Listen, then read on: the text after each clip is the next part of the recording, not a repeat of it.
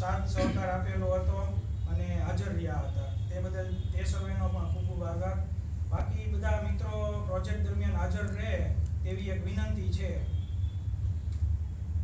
આજની આપણી લાગણીને માન આપીને મહેન્દ્રસિંહ પરમાર આપણી વચ્ચે ઉપસ્થિત છે, જેઓ ભાવનગર યુનિવર્સિટી મહારાજા કૃષ્ણકુમાર સિંહજી ભાવનગર યુનિવર્સિટી ગુજરાતી ડિપાર્ટમેન્ટમાં હેડ ઓફ ધ ડિપાર્ટમેન્ટ તરીકે ફરજ બજાવી રહ્યા છે. તો તેનો ઇન્ટ્રોડક્શન આપવા માટે હું ગિરીશભાઈ રોટેન ગિરીશભાઈને વિનંતી કરીશ કે ઇન્ટ્રોડક્શન કદાચ મહેન્દ્રસિંહનું આપવું એટલા માટે આપણામાંથી બધા જ તમને જાણીએ આમંત્રિતો પણ છે, એમને પણ આવકારો છું. પ્રોફેસર મહેન્દ્રસિંહ પરમાર મહારાજા કૃષ્ણકુમાર સિંહજી ભાવનગર વિશ્વવિદ્યાલયના ગુજરાતી ભાષા સાહિત્ય ભવનના વડા. એક એવા વ્યક્તિત્વ સાલસ સરળ નિખાલસ સ્વભાવ, ઉમદા શિક્ષક અને હોય એટલા માટે કે આપણે કદાચ બધા જ જેના નામથી પરિચિત છીએ, ગુરુજીના નામથી જે ખ્યાતિ મેળવી હતી, આદરણીય તખ્તસિંહજીના સુપુત્ર, એમની સાથે વિશ્વવિદ્યાલય સત્તામંડળમાં બહુ બધી જગ્યાએ કામ કરવાનું કદાચ હું એવું કહીશ કે મારું સૌભાગ્ય મને મળ્યું. એમની શીખવવાની શૈલી, ભણાવવાની શૈલી, એની નીચે અનેક પીએચડી વિદ્યાર્થીઓ એમની પદવી લઈને નીકળ્યા, પણ વિશેષ જે વિદ્યાર્થી પ્રત્યેનો એમનો ભાવ, એમને આગળ લાગવા એવો એનો ભાવ કે મારી પાસે છે એટલું બધું જ મારે શીખવાડ્યું. કોઈ પણ રીતે એ ભાષામાં નિપુણ ન હોય એવું ન હોય, એવું પણ એમને જીવન જીવનના પાઠો પણ શીખવાડે છે, અને અમે સાક્ષી પણ છીએ. ભાષાને કેવી રીતે સાધ્ય કરવી, એનો ઉપયોગ કેવી રીતે વ્યવહારમાં થાય, એમાંથી જીવનમાં શું શીખી શકાય, એવા અનેક પુસ્તકો, વાર્તાઓ પણ લખે. એનું બીજું એક પાસું એવું છે કે પોતે પણ નાટ્યકાર છે, નાટકો પણ લખે છે, એનું મંચન પણ કરે છે. ભારતના ઘણા બધા રાજ્યોમાં એ નાટ્ય પ્રયોગો પણ કરી ચૂક્યા છે. એનું ડાયરેક્શન, દિગ્દર્શક પણ એ બની ચૂક્યા છે. અને યુનિવર્સિટીના 23 વર્ષનો સાક્ષી જો ઘણા નવા યુવાનોને એ તક પણ આપી છે, અને નવા કલાકારો પણ એને ઉભા કર્યા છે. કોઈ પણ વિષય ઉપર બોલી શકે એટલા સક્ષમ. આજનો વિષય પણ ખૂબ સરસ લીધો છે. આપણે બધા જ જેના કદાચ ગુલામ થઈ ગયા છે, બહાર નીકળવા મથીએ છીએ, પ્રયત્ન કરીએ છીએ, પણ કેમ નીકળવું એ ખબર નથી હોતી. અને બહુ ઓછા એ પણ એનો ઉપયોગ કરે છે, જરૂરિયાત પૂરતો જ ઉપયોગ કરે છે. એવા હિતભાષી, મૃદુભાષી મહેન્દ્રસિંહજીને વિનંતી કરું આપણને મારી.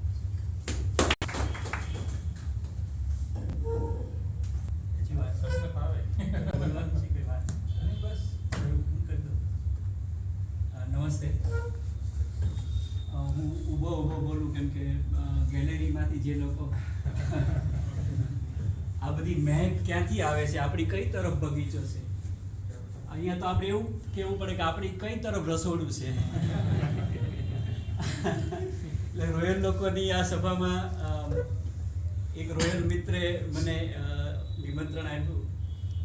એ મિત્ર સાથેનો મારો સંબંધ એવો છે કે મને પપ્પુ ધથુ કહે છે, અને હું એમને ચિરંજીવી કહું છું. એટલે મને પપ્પુ ધથુ કહેનારું બીજું કોઈ આ ગામમાં છે નહીં, એમને ચિરંજીવી કહેનારું કોઈ છે કે કેમ મને ખબર નથી. પણ ચલો, આ એક સરસ મોકો મને આપ્યો તમારી સાથે વાત કરવાનો. હું પૂરતું ધ્યાન રાખીશ, ઓછામાં ઓછી હિંસા કરીશ, કેમ કે સાંભળવું એ આ જમાનામાં એક તપ છે. એટલે બોલનારા કરતાં સાંભળનારાનો ભાગ છે એ વધારે તપસ્વી હોય છે એવું હું માનું છું. રોજ આપણને કંઈક ને કંઈક કોક ને કોક સંભળાવી જાય છે. અને આજે જરાક એવી રીતે હું તમારી સાથે થોડી વાતો કરવા આવ્યો છું. આ વિષય સાહેબે મને કીધું ને ત્યારે મેં જ પસંદ કર્યો. એટલે પછી મારા ઘરે મારી દીકરીઓને ખબર પડી એટલે આ પોસ્ટર મેં મોકલ્યું એમને. એટલે એ લોકોએ એક ઢબકલું મોકલ્યું. આપણે જે બધા ઇમોજીસ મોકલીએ છીએ ને એને હું ઢબકલું કહું છું. અને એને આમ આશ્ચર્ય પામતું ઢબકલું મોકલ્યું કે તમને આ વિશે કહો એમ. કેમ કે તમે તો આખો દી વોટ્સએપમાં આવો છો, તમે આખો દી ફેસબુકમાં આવો છો અને તમે કાગળની વાત કરશો એમ. મેં કીધું એમણે નથી આપ્યો આ વિષય, મેં પસંદ કર્યો છે. એટલે પછી હવે મારી જવાબદારી છે કે મેં આવો વિષય શું કામ પસંદ કર્યો. એક ભાઈ કે હું કવિ છું, એટલે બીજો કે હું બેરો છું.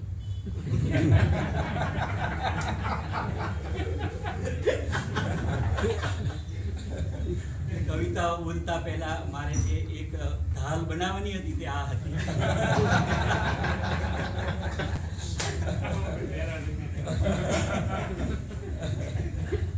સવારે અહીંયા સેન્ટ્રલ સોલ્ટ પાસે એક ચાની લારી છે ચંદુભાઈ, અને ત્યાં આગળ એક છોકરો, એક ભાઈ છે એ આજે અમારે ઓચિંતાનું ચા પીવાનું ત્યાં થયું અને મને જાણવા મળ્યું કે આપણે વોટ્સએપ અને ફેસબુક સિવાય બીજું કયું જુવાન છોકરાઓ ઇન્સ્ટામાં એ રીલ બનાવે છે અને એના 40,000 ફોલોઅર્સ છે. એનો ચા બનાવવાનો બિઝનેસ છે અને એના 40,000 ફોલોઅર્સ છે. અને આપણા મિત્ર ફોટોગ્રાફર છે કામેશભાઈ, એણે કાલે કંઈક એનો ફોટો પાડ્યો અને એની રીલ ચડાવી વિરલ. તો કંઈક સવારે 4-6 કલાક થયા હતા ને એના કંઈક એની 2,000 લાઇક્સ હતી.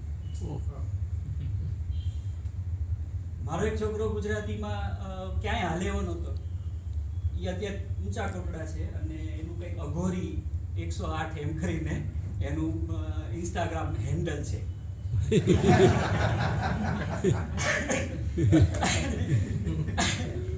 એના ફોલોઅર લાખોમાં છે અને હી અર્ન્સ મહિને એ કંઈક 70-80 હજાર કમાય છે. એટલે એક દી આવ્યો મારે ત્યાં મને મળવા કે સાહેબ આપણા 3 લાખ ફોલોઅર છે. મેં કીધું તું તો ભાઈ મને બેઠો.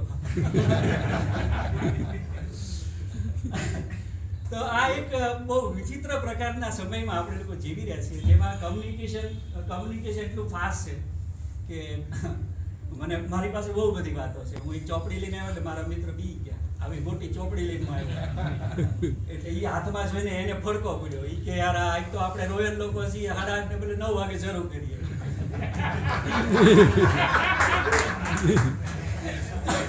એમાં આવડા માસ્તર પાસે આવી મોટી ચોપડી લઈને આવ્યો છે. હવે ઈ જો કલાકનું લેક્ચર આપશે ફરી આપણે બીજું બોલવા જતો હતો તો શું થશે એમ. એટલે આમાં કેવું છે કે અમારા કોરાટ સાહેબ હતા ને એ બહુ ટ્રિકી હતા, આપણા દાદા પીજી કોરાટ સાહેબ, કે એને છે ને શુગર રહેતી. એટલે આવા કંઈ પબ્લિક ફંક્શન હોય ને ત્યારે એનો તાવ હોય કે એને 12 વાગે જમવું હોય ને એટલે 11:15 તમે ટીકડી લઈ લીધી છો, હવે જો તમે મને અડધી કલાકમાં જમવા નહીં આપો તો મારું જે થશે એની જવાબદારી તમારી. એટલે તમે યજમાન તરીકે બીજું શું કરો કે ભાઈ હા દાદા હવે અમે કરીએ છીએ બધું મેળ પાડીએ છીએ ને 12 વાગે તમને જમાડી દઈશું. એટલે તમારો જે જમવાનો સમય નક્કી હોય ને એ કહેજો, એ કરવાનું.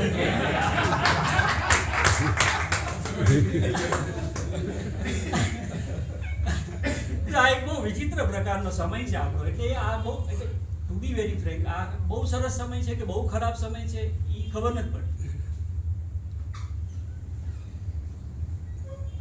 એ ગૂગલ માતા કે ગૂગલ દેવતા છે એ આકાશમાં ઘુમરાઈ રહ્યા છે અને આપણે ગરબો ગાવાનો હોય તો ગૂગલ માતાનો ગરબો ગાઈએ કે આકાશમાંથી ઉતર્યા રે ભોળા ભવાનીમાં. ભોળા નથી.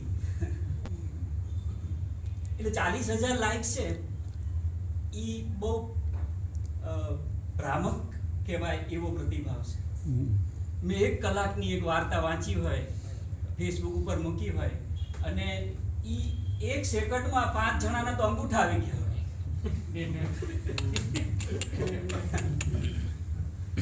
એટલે તમને નવાઈ લાગે કે યાર 1 કલાકની વાર્તા છે 1 સેકન્ડમાં આને સાંભળી લીધી. તો આ બહુ ફિશી અને આ એક બહુ એક મિત્ર નામની ફિલ્મની પણ હું તમને વાત કરી શકું અત્યારે. એટલે આ માધ્યમોમાં જે બધા અત્યારે આપણા સમયના કમ્યુનિકેશનના જે બધા ચિત્રો આવે છે, અહીંયા આવડા ટેલિફોન વાળો છે અમારો વીરુ. તો કાગળ લખવા વાળી વાત છે. કાગળ હરી લખે તો બને, અવર લખે તે એકે અક્ષર નથી ઉકલતા મને, કાગળ હરી લખે તો બને. હરી નથી લખતા હવે કાગળ. તમારા છેલ્લે છેલ્લે કાગળ લખ્યો હોય એવું કોણ છે? છેલ્લામાં છેલ્લો કાગળ ક્યારે લખ્યો તમે? વાંચવાનું તો જવા દો, કેમ કે વાંચવાનો તો આપણે ભ્રમ જ છે કે બધા વાંચે છે. સાંભળવાનો તો આપણે ભ્રમ જ છે કે બધા સાંભળે છે. પૂરું થાય ને ત્યારે સીતાની હરણ થયું કે હરણની સીતા થઈ ખબર નથી. તો આ એક બહુ વિચિત્ર પ્રકારનું એક કેઓસ છે, એક પ્રકારનો ગોટાળો છે. અને એમાં આપણી વાત બહુ જ ગંભીરતાથી આપણે કરેલી કોઈ એક વાત છે, એ કેટલી ગંભીરતાથી કોઈને પહોંચવાની છે એની કોઈ ખાતરી નથી. મેં એક વાર્તા લખી છે, ચિંતા ન કરતા સંભળાવવાની નથી. એ છે ને કદાચ ગુજરાતની, એટલે આ ફાંકા મારવા માટે શું છે કે અનુકૂળ શ્રોતા હોય ત્યાં ફાંકા મરાય. આ કદાચ ગુજરાતની એકમાત્ર એવી ચોપડી છે ચિરંજીવી ગિરીશભાઈ કે એ એક જ વાર્તાની ચોપડી છે. ઓહો વાહ. સિંગલ સ્ટોરી, મલ્ટી કલરમાં છે. એનું નામ છે પોસ્ટકાર્ડ જેટલી જ વાર્તા. અને ટાઇટલ ઉપર એક ટપાલ પેટી મૂકી છે. આ વાર્તાનો પ્રોબ્લેમ એવો છે કે આ વાર્તાનો જે પોસ્ટકાર્ડ લખનારો છે ને, એ પોસ્ટકાર્ડ લખીને એના ભાઈબંધને એમ પહોંચાડવા ઈચ્છે છે.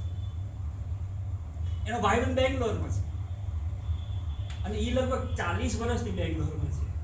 એટલે એની ભાષામાં કેવું છે કે બધું આ નામ ને સર્વનામ ને લિંગ ને બધું છે ને, હું ત્યાં આવ્યું હતું ને હું પહોંચ્યું ને એવું એ નપુંસકલિંગમાં બોલે.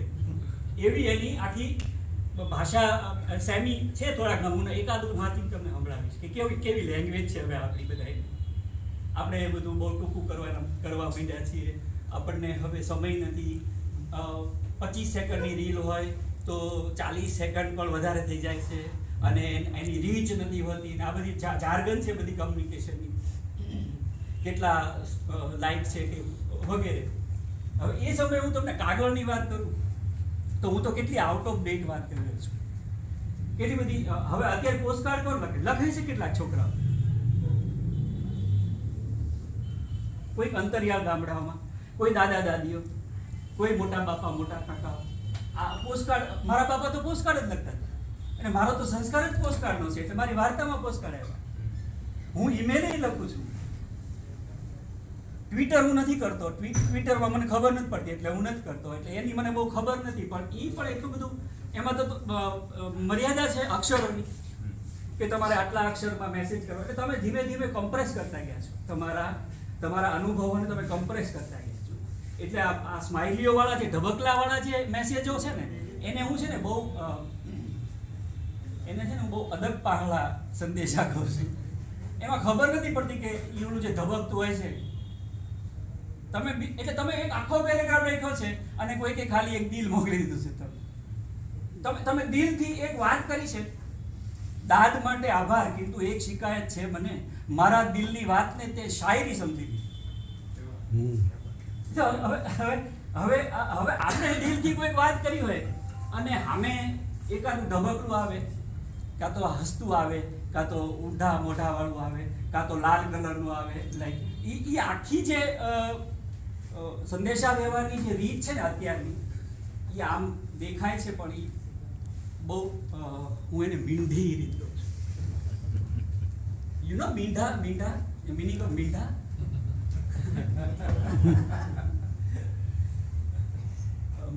અત્યારે કેવું છે કે એપલ અને સફરજન વચ્ચે લડાઈ ચાલી રહી છે. કેમલ અને ઊંટ વચ્ચે લડાઈ ચાલી રહી છે. એમાં હાંડીઓ આવે તો વળી ડખા થાય છે. તમારે હરદ્વાર કહેતો કે એ કરતા તો હે ઈશ્વર દેવ મરવાનું. ગુજરાતીનું પણ ગુજરાતી કરવાનું. એટલે હવે હું જે બોલીશ ને એમાં અડધું તમને નહીં સમજાય. હું તો અડધું તો હું કહું છું. એ અમે આશાવાદી પ્રાણીઓ છીએ માસ્તર. એટલે એવું સમજે કે અડધું તો સમજાય. આ ચોપડીમાં જે શરૂઆતની 2 વસ્તુ છે ને મારે તમને સંભળાવવી છે. તમારો છૂટકો નથી. સાયરનો વાગે છે, એ બધા એલાર્મિંગ છે અને છતાં તમારે સાંભળવાની છે. પછી મારી પાસે થોડાક જૂના સમયના 5,000 વર્ષ જૂના સમયનો એકાદો કાગળ મારે તમને સંભળાવો છે.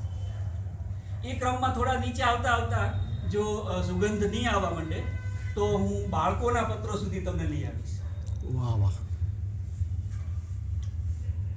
આ આખી ચોપડી પત્ર વિશ્વ એવા નામથી સુરેશ દલાલે સંપાદિત કરી છે. 401 પાનાની ચોપડી છે અને એમાં પત્રો જ છે, નકરા પત્રો જ છે. એ બધા પત્રો લગભગ 5,000 વર્ષના સમયમાં પથરાયેલા છે.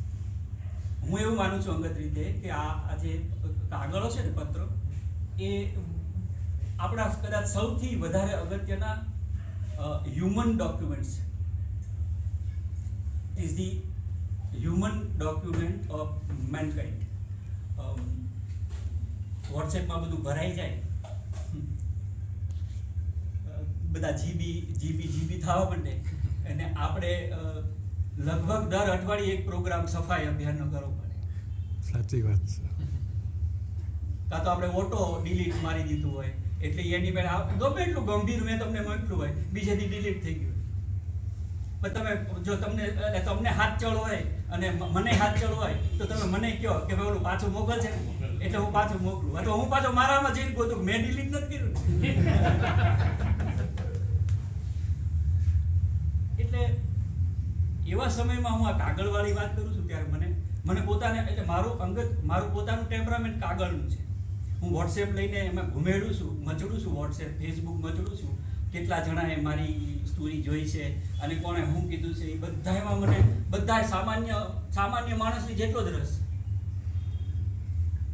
એમાં મને ફાયદો થાય છે કે નથી થતો એમાં હું જાતો નથી, કેમ કે એમાં કોઈ મોનિટાઇઝેશન તો છે નહીં. પાછું તમે સ્વામી આનંદની નિબંધ કૃતિ વાંચો, તમે ભોળાભાઈ પટેલની કથા વાંચો, કે તમે ભરત નાયકની કવિતા વાંચો, કે તમે રમેશ પારેખની કવિતા વાંચો, તમને એવું છે કે લોકો સાંભળશે અને એને 5,000, 10,000, 20,000, 25,000 અને યુટ્યુબ વાળા તમારા ખાતામાં ખટાખટ જમા કરાવશે. It is not like that. તો એટલે હું એવું માનું છું કે મને અંગ્રેજી બોલતા આવડે છે, મને બધી ભાષા મારા માટે આરાધ્ય હોય. મને બધી ભાષામાં જે ભાષા સામેના માણસને સમજાય એ ભાષામાં મને રસ હોય. એટલે પછી એ ભારતની જે કોઈ માન્ય ભાષાઓ છે કે જે મૌનની ભાષા છે, ચલો આ ઢબકલાઓની ભાષા પણ મને એની હારે કોઈ ફરિયાદ નથી, પણ હું એવું માનું છું કે મીંઢી છે. એ જે સમયે એ તમે ખરેખર જે કહેવા માંગો છો એ સમજાય છે કે નથી સમજાતું એ નક્કી નથી થતું. એવા સમયમાં મારી પાસે હાથે લખેલા કાગળ હોય અને કાગળ વાંચનાર સદાય સુખી રહો એવું એના ઉપર મારી બાએ ટાંક મારી હોય અને મને મજા આવતી હોય કે મારી બા મારી સદાયની સુખાકારી ચાહે છે. અને એણે મને પિયર ગઈ હતી, મોહાળ ગઈ હતી, ત્યાંથી આ લખ્યું હતું કે ધ્યાન રાખજે ખાવા પીવામાં, બસમાં કે જાતો હતો બારી બાર હાથ ન કાઢતો, માથું અંદર રાખજે, સો ઓન. હવે આ વિડીયો કોલિંગના જમાનામાં તો તમે ન્યુયોર્ક કે નાગધણીબા વચ્ચે કોઈ ડિસ્ટન્સ નથી. એટ એ ટાઈમ તમે એક વસ્તુ તમારા સંતાનો હવે આપણા બધાના સંતાનો હવે અબ્રોડ છે. એ લોકો હવે આપણને કાગળ લખશે તો શું કાગળ લખશે? એ કહે છે કે no need of writing any kind of letter પપ્પા, જસ્ટ વિડીયો કોલ કરો ને. હું કરે તો કહેતો નળ આવ્યો. હું તો વોટ્સએપ જો છું પણ તો વોટ્સએપની મજાક કરતો કહું છું વરસાદ પડતો હોય ને હું ડ્રોઈંગ રૂમમાં બેઠો ઝિમ્બાબ્વે અને ઇન્ડિયાની મેચ જોતો અને મારા વાઈફ રસોડામાં રસોઈ બનાવતા હોય તો મને ભજીયા ખાવાનું મન થાય તો હું ડ્રોઈંગ રૂમમાં બેઠો વોટ્સએપ કરું કે વરસાદ બહુ સરસ આવે છે કા, તો એનું ઢબકલું આવે. એટલે હું કહું કે આમાં ભજીયા ખાઈ તો મજા આવે કા, તો વળી એનું ઢબકલું આવે. તો હું કહું તો બનાવ ને, તો પછી એનો મેસેજ આવે કે ત્યાં બેઠા બેઠા કયો મેસેજ કરો છો, આ રસોડામાં આવીને બોલો ને. તો આપણે એક જ છતની નીચે એક જ ઘરમાં આપણે કેટલા બધા ડિસ્ટન્સથી, એટલે ફોનથી મને વાત કરવી ગમે છે, હું રૂબરૂ વાત નથી કરતો એવી ફરિયાદ છે મારી ભાઈ કે તમે ફોન ઉપર જ શું કામ બધી વાત કરો, તમે મોઢામાં કેમ વાત નથી. હવે એવા સમયમાં તું 1 મહિનાથી પિયર છો, કે તું 7 દિવસથી છો ઘરે નથી, તો હું તને બહુ યાદ કરું છું, એવો કાગળ લખવાવાળો આખો મામલો ક્યાં આવ્યો? હવે એ આવ્યો. એ કેવી રીતે આવ્યો કે હવે મારી પાસે બ્લોગ છે અને હું બ્લોગ ઉપર મારું ટ્રેડિશનલ કમ્યુનિકેશન છે એને અપલોડ કરું છું. એટલે આ વાર્તા છે એ આખી બ્લોગ ઉપર મુકાયેલી વાર્તા છે. અને મેં એમાં એવી કોશિશ કરી છે કે બ્લોગની જે લેંગ્વેજ છે, આ બ્લોગનું પાનું છે અને આ મારું પેજ છે, ચિત્રાંગ blogspot.com એ મારું પાનું છે. અને હું ચિત્રાંગ તરીકે મારા બ્લોગ ઉપર ઇદમ ચતુર્થમ બધું જે મને સૂચે એ બધું મૂકું છું. એમાં મેં આ એક સ્ટોરી મૂકી છે કે અહીંયા મને આટલા બધા પોસ્ટકાર્ડ મળ્યા. એ બધા પોસ્ટકાર્ડ જેને પોસ્ટ કરવા હતા એનાથી પોસ્ટ જ ન થયા, કેમ કે એ જે ગામમાં હતો એ ગામમાં જેટલા પોસ્ટ બોક્સ હતા એ બધા કોક બઠાવી, જુદા જુદા કારણસર એ બધા કોક બઠાવી ગયું. પછી બઠાવી ગયું નામનો શબ્દ આવે એટલે હું કાઉન્સમાં લખું કે ગૂગલ સર્ચ.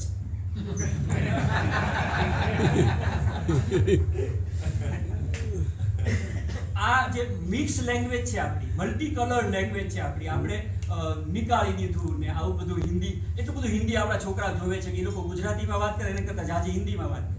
મેં આ ગયા આવું મમ્મી મેરે લીએ પોવા બટેટા બના દે.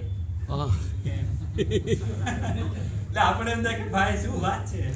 પ્રેમચંદજી રાજી થઈ જાય કે વાહ રાષ્ટ્રભાષા કેવી શીખી ગયા બાળકો. પણ એટલું બધું અપ્રોચ લેંગ્વેજનો એટલો બધો થઈ ગયો છે આપણો કે આપણા ટીવીમાં બધી જ ભાષા, તમિલ તેલુગુ પણ આવે છે.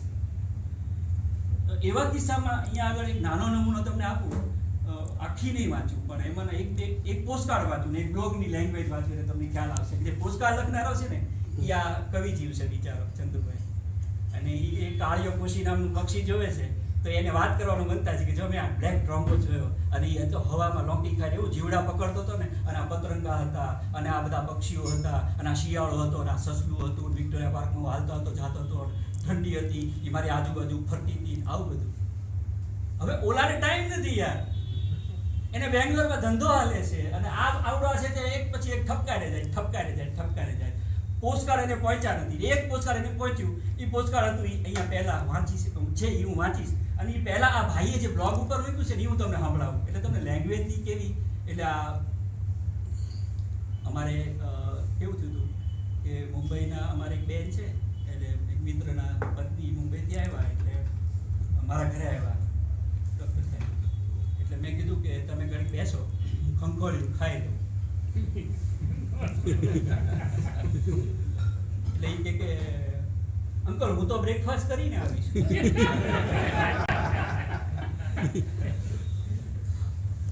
હવે નાઉ ધ મીનિંગ ઓફ ખંખોળિયા ઇઝ ડિસએપિયરિંગ ગ્રેજ્યુએટ. એમાં ધક્કો ખાવો ન આવે પાછો, આટો ખાવો ન આવે પાછો. હવે આ બધા પ્રોબ્લેમ જ્યારે છે ત્યારે તમે કઈ ભાષામાં તમારા બિલવ, તમારા પ્રેમ, તમારા પ્રિયજનો સાથે તમે કઈ ભાષામાં વાત કરશો એ ખબર નથી. એવી ખીચડી મારી આ વાર્તામાં છે. હું તમને કહું કે વેલકમ ટુ માય બ્લોગ. સાલી ક્યાંથી વાત માંડવી એની જ ખબર નથી પડતી. આ એફબી અને વોટ્સએપના જમાનામાં માંડીને વાત કરવાની ફાવટ નથી રહી. ને આ સાલો પોસ્ટકાર્ડને પરણીને બેઠો હતો. JSK, જય શ્રી કૃષ્ણ, જય Jinendra, TC, take care, TY, thank you, અને પાછું એક સ્માઈલી. આ મારું કમ્યુનિકેશન પાછું ઇંગ્લિશમાં લખ્યું છે. હવે આ મારા હાથમાં જે બંચ આવી એને ફરીને ઉકેલવાનું કોશિશ કર્યું.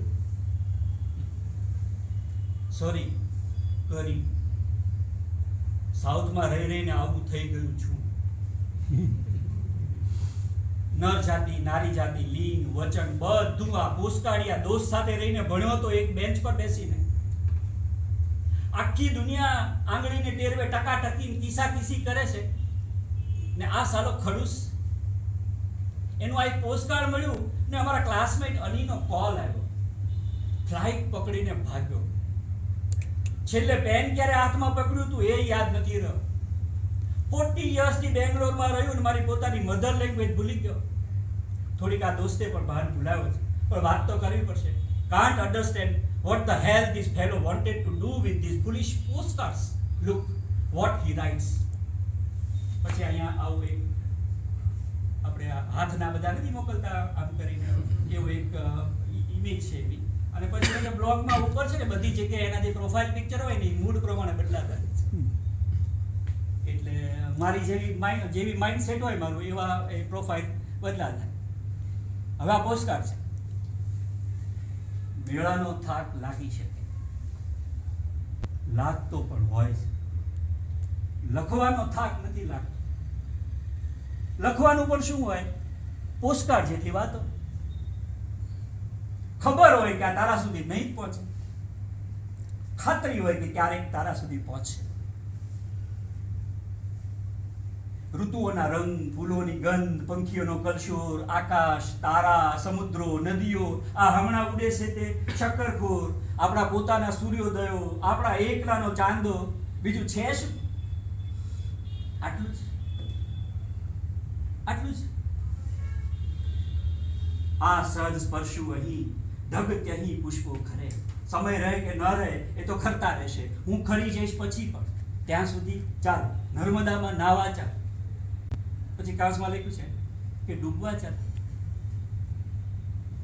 આવજે. એનું કાગળ હાથમાં